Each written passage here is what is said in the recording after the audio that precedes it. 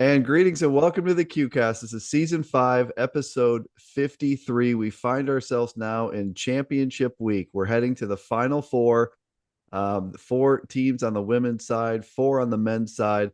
Going to feature one of them today here on the QCast. And it's a gentleman that joined me back on January 20th. It seems like that was a long time ago in the season, and a lot has transpired. And it's also fitting on St. Patrick's Day that I got a guy named Joe Reilly. And I'm half Irish. My mom is McClowry. Coach Reilly, happy St. Patrick's Day. Congratulations to you, to your team. How's everything going? It's going great. We feel very fortunate to still be playing here. It's a lot of fun. It's a lot of logistics and a lot of moving parts, and we're loving every second of it. It's been a great season. It's been a magic carpet ride in a lot of ways, and we just wrapped up our last practice on our home floor because we're heading out tomorrow. So told the guys congratulations. We practiced in our gym as long as possible, so it's a good feeling.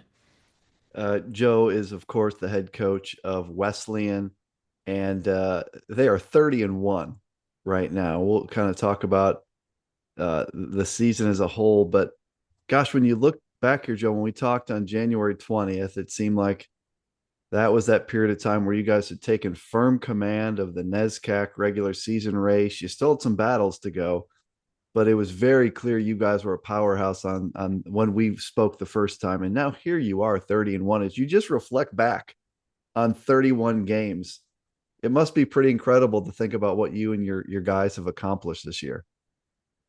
Yeah, I'm extremely proud of our guys, and it's a win streak that we got up to 26, and we got dinged in the NESCAC finals, Yeah. and and then to recover from that and still be in the final four. It has been an amazing ride, and the looking back, someone just asked me because we had some news cameras in here. It's a big deal, not only that we're in the Final Four, but also Trinity College, another NESCAC team in the Final Yeah. Four, and they're huge rivals, and we're 15 miles apart, and so there's been just a lot of buzz in the area, and I'm gonna have to really decompress after the season and really reflect on a lot of what we've done because it's just been like one moment and then you're just boom, you're just laser focused on what the next step of the journey is. And again, we're excited that we're still alive and have that next step. Talk about the league a little bit because I mean you don't need any more evidence that it's a great league when you look at a national semifinal that's Wesleyan versus Trinity. Of course, you had all the great things that Tufts did this year. They were in the tournament, etc. Hamilton. In fact, the last time we talked, I think you had just had this huge road win at Hamilton. Um, I mean, when you look at this thing, Joe, the NESCAC, it's traditionally a powerhouse league. How do you look at that slate of teams this year and how this is all played out with two of you in the Final Four?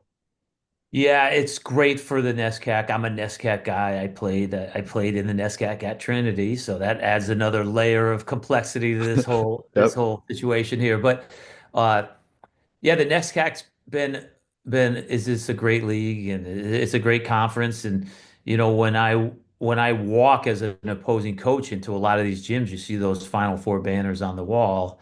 There are a lot of them up at Williams and Amherst. Amherst, and Connecticut College has one from 1999, and Trinity College now has two last year and one in the mid 90s. So and you hope that you can hang one in your gym one day, but the fact that we've accomplished that, it's just it really hits home, and it's been a lot of years coaching to get to this point too. Yeah, I joke with my team. I said, like, where were you guys in 1997, the year that I started coaching in the NESCAC at Bates College, and none of them were born yet, or my assistant coaches. So it is a great accomplishment, and it's good to be part of that club. I'm really happy for Wesleyan University, and I am, and it's great for the NESCAC too. I think that Trinity making the Final Four last year was actually inspiring to us. We saw that happen, and they were certainly better than us last year.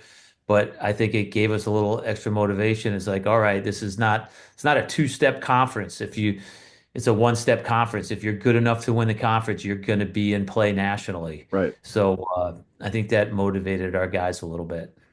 The tournament run here. So you beat Delaware Valley in round one by 22 points. You beat Gettysburg, who all year I thought they were a great team. You beat them by 22 points. Then you get WPI. You beat them by 16. They were a great team, ranked almost all year, maybe all year, period. Um, Leading into that Emory game, let's just kind of stop through those three. Like how were you guys feeling heading into the Emory game? Because all year long I thought Emory was, and I still do, top three-ish, four-ish team in the country type good. Like how were you feeling coming into that game against the Eagles? Well, we're one game at a time, so it was, we were excited to get out of that first weekend first. That's, as a program, we had never we've won games in the NCAA tournament, but we've never advanced to the Sweet 16. Right. So we weren't looking ahead, but we were mission focused. Delaware Valley, super well coached, great team. And you're right, Gettysburg's really good. And so BJ Dunn's doing a great job with that program. Uh, I don't know how many listeners know, but I coached him for my final 2 years at Bates. I coached him and I recruited him to Bates, and was actually at his wedding. He's a really really dear friend of mine, and that complicates things too because he's a young coach who's really bright, does a great job, and now you just want to beat him, and it's like usually I'm rooting for him for every game. I got to give him a hug his first NCAA tournament game and after a win, and then we're not talking the next 24 hours because we got to compete against each other. So that was super emotional. And then WPI, the program that Chris Bartley has, is incredible. They're really good, and the new MAC Player of the Year. So we did peak at Emory, and they had a very close game. There was a shot in the air to beat them at the final buzzer. So. Uh, it was a real tough game for a quick turnaround. It would have been nice to prepare for them. They have a few zones that are unique, something that we've never seen before, and it befuddled us a little bit, and it got us out of rhythm. Yeah.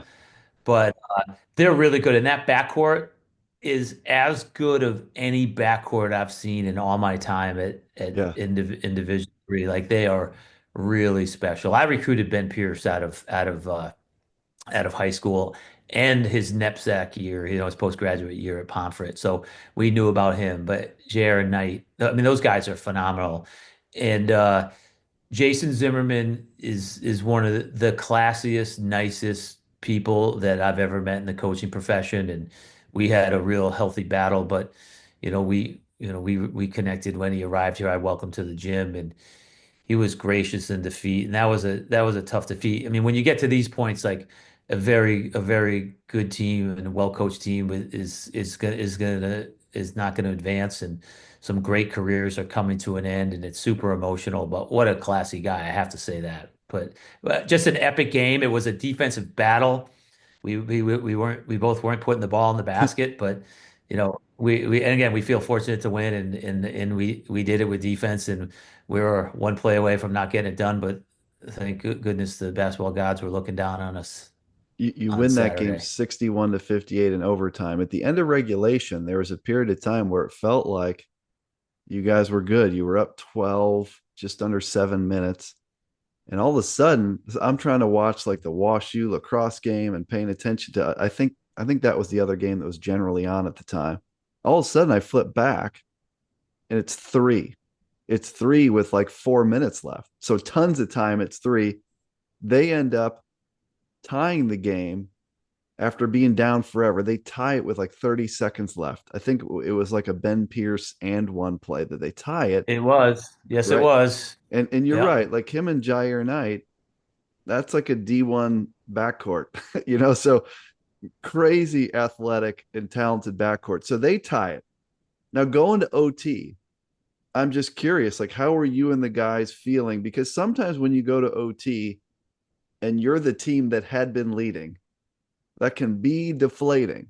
How did you kind of keep the guys up and positive heading into that OT. I'm sure if you're Emory, it was real easy. They're jacked up, right? They clawed back and they tied it.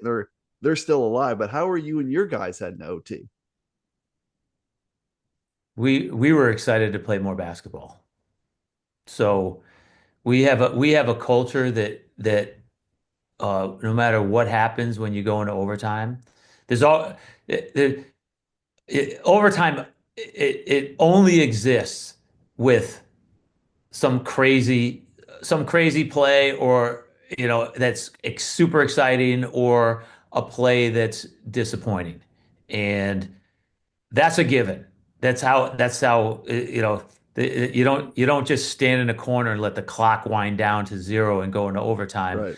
So we talk as a program. It's a big part about our culture is that we are super excited to play more basketball, regardless of what circumstance led to the overtime. So I'm going to challenge you, Bob. Go look at the film if you have access to the film, and go look at it and see our celebration of that. We had more basketball to play, and our season Sure. wasn't over yet. Sure. We were really excited.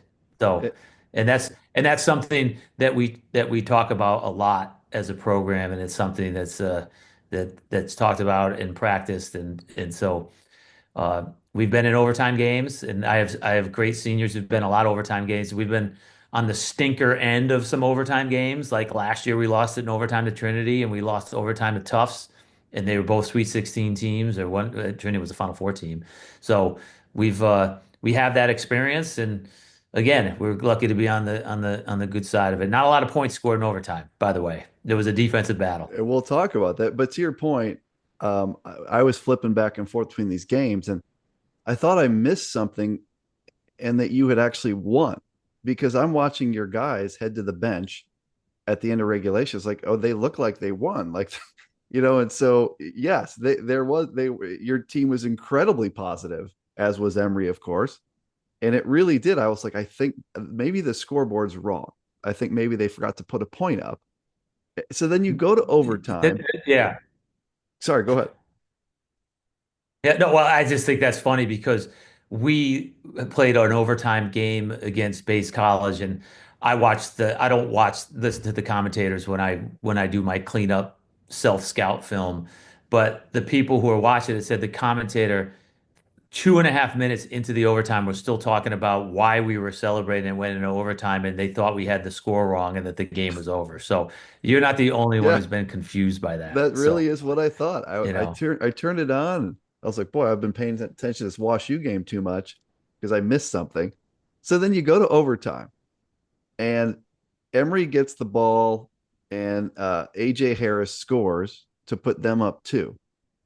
You guys get the ball like 20 seconds later, and Nikki Johnson hits a three, and so you go up one, and that's with 4:23 left. With 4:23 left, you go up one. And spoiler alert, that would be the last points scored until the 1 second left when they have to foul you. But I mean, Joe, this was the most tense back and forth I think I've ever seen because there were dudes missing shots that were such great looks on both sides. I mean, you're dodging bullets, they're dodging bullets. And I mean, what was that like to sit there? You have no control. The guys just have to make plays at this point. They have to defend, they have to score, and it's just this crazy back and forth where no one is scoring, but the ball is so close to going in on both sides. Like, what was that like? It was insane. I'm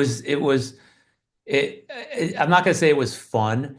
At the end of the game, like the coach's answer can't be like, "We got to make more shots." Like I refuse as a coach to follow that rhetoric. I think that it's in the world of extreme ownership, you got to look through the lens of like, all right, I get it, they have to make shots, but what could we do differently to get some better looks and to generate more offense, to make this like my job is to make my players' life easier with some type of an adjustment or something. And and I watched that game, and we did miss shots. It was a real battle of the glass too. Yeah. So it's because we're missing shots, and they're athletic. and their center is so good and long. He's blocking shots, protecting the rim. So there were a couple of points I'm like, well, this is such a stinker game offensively right now. Thank God we can defend. But Yeah. they're doing the same thing. But it was, yeah, it was a classic battle. I get so lost in the game, Bob, like that I flush plays really quickly. So I'm constantly in the present and thinking ahead. So like when the game's over, I couldn't even tell you like how many points were scored and like because it's just about Right. where are we now? What decision do I need to make next that can help us win? So it was actually surreal actually watching it because I was like, because you see the box score after, but like I couldn't, the sequence gets lost Right. because I flush it so quickly and move on. So and I'm watching it, and so it was actually a little bit more wild when I was watching it on film on the cleanup Yeah. day than in the moment. Yeah. I was watching that because by that time the other game had ended or it was in hand, and so I'm Right. just watching your game, and I just couldn't believe how much back and forth there was. They're playing. I saw them at the Great Lakes Invitational in person, so I saw them play twice, and I've probably watched Emory play 8 games this year. I couldn't figure out what that zone was. It looked to me like it was like a 4-1. They had a whole bunch of guys up top. And what would you call that defense they were playing? How would you define that? So they ran three different zones during the game, from what I could tell. And the one that they stuck with the most was one that we saw that they would do on sideline out of bounds and kind of stay in it. But they had their two their two top guys were up really wide and they were really funneling to Yeah. they had great funnel angles. And you got J.R. Knight, who, I like to say defensively, you need to be three places at once. That kid can be four places at once. Yeah. Like his instincts, his wingspan, his foot speed, it was just incredible. I mean, he was like he really it felt like three people were in the middle there when Yeah. he was there, and he super, it is a game of deception, and he did a great job with that. But I think it was more like a 2-1-2, and then you got the great rim protector in the Yeah. middle, and yeah, again, unlike anything else, like the traditional, Con College runs, I think, one of the best zones in Division III basketball, and it's very similar to what Merrimack College runs in Division I, and those are two Northeast teams that that's almost like 4-1, and it's Right. they really up on the wings, and so we have a lot of experience with that. But this is unique. I'm not going to mention the name, but I was talking to one of my good friends in Division III, and they watched that game, and they're like,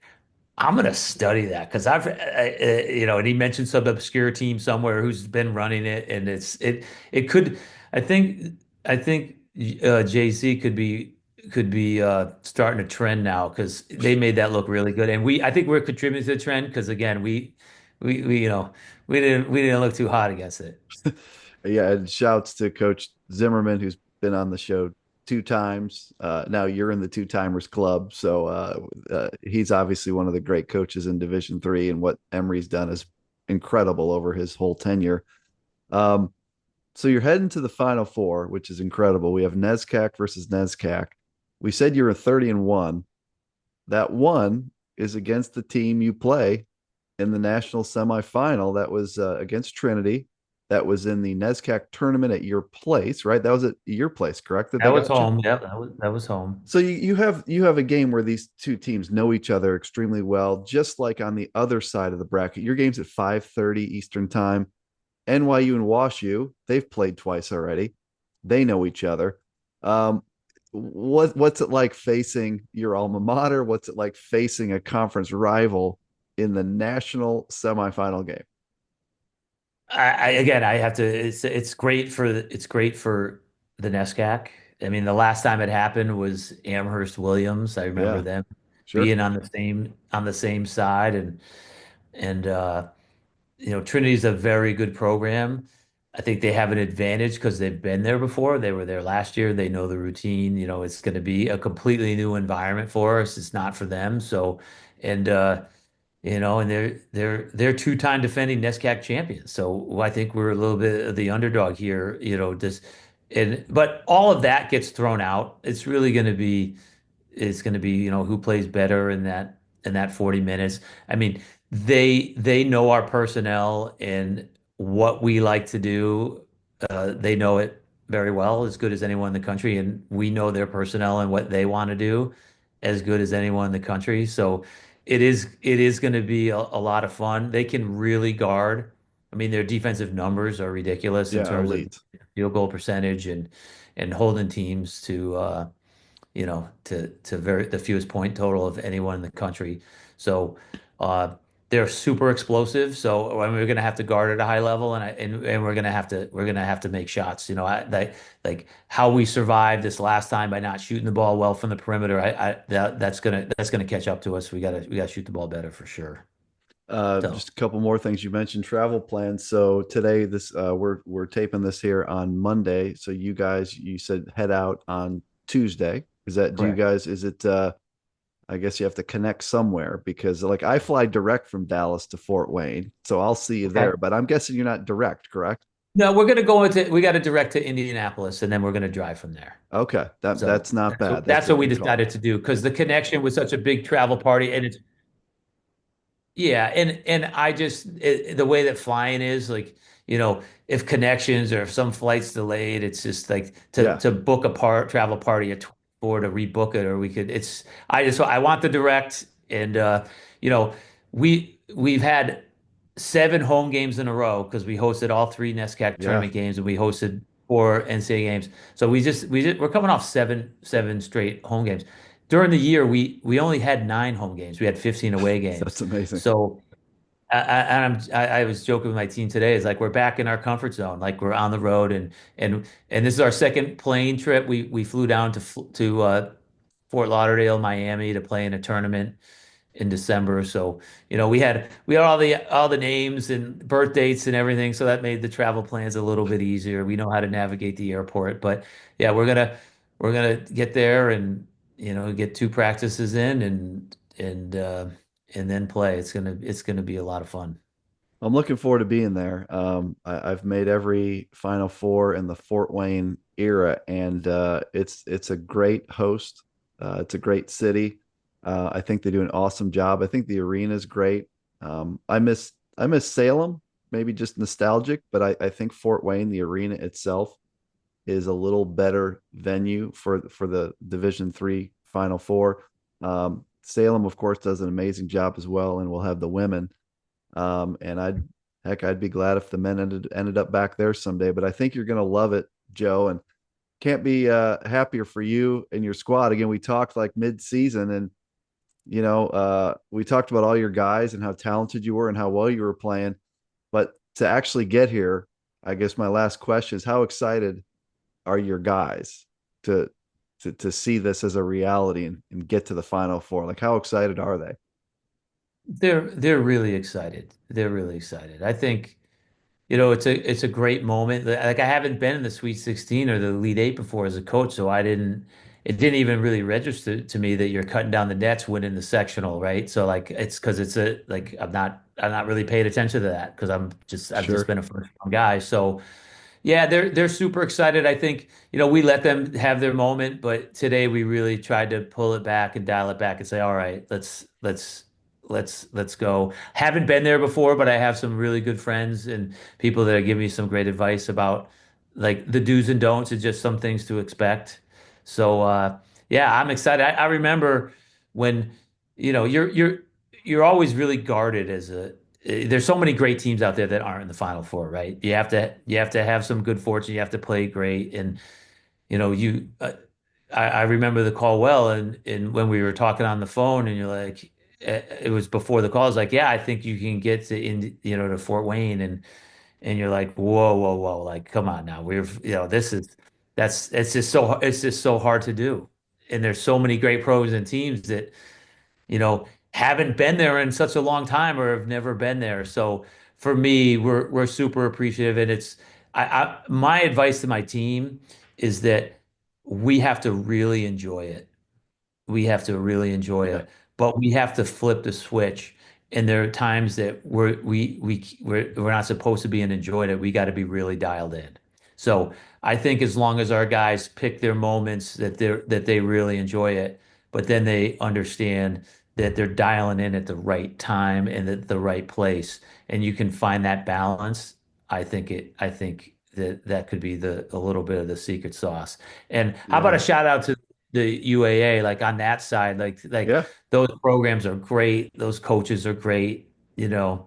Oh yeah. I sent them both a text and had their contacts in my phone just from the travels of just the mutual respect of being in the D3 world and like to be able to compete against such great programs with such great coaches and see great basketball and um, you know, you're a great ambassador for Division III basketball, and that's why I'm just letting you know that I'm always saying yes if you want to talk to me. Whether things are going for me or not, I'll always do it because I feel like I'm an ambassador for the game of Division III basketball too. And you know what you do and what we do, it's really about the student athletes. So, like, you know, how great is that? It's great, It's and I'm so happy for humbling. your team because it is such a big, like, it's so cool.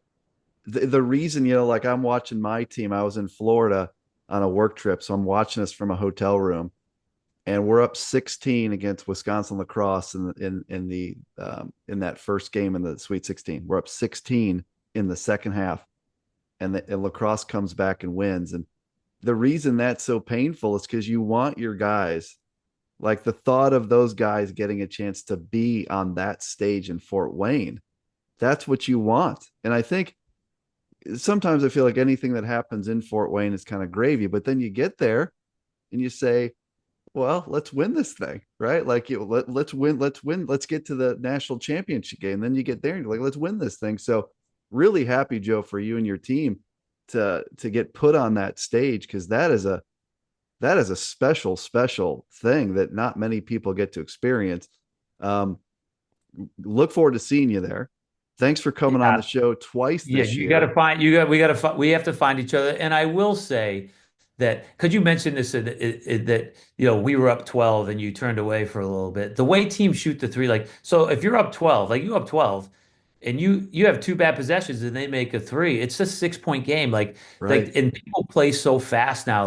right, From a coach's perspective, like to be up 16, yeah, that's really comfortable. But you're three possessions, you know, well, in that case, you know, yeah, you're three possessions away from it. Then you're within striking distance, absolutely. and it's not an avalanche. Like if there's 12 minutes left, all you have to you just Yeah, if you win every 2 minute segment by three, and after 6 minutes, you're like, how did we right. blow that lead? But it's just it's such a game of runs, and It is.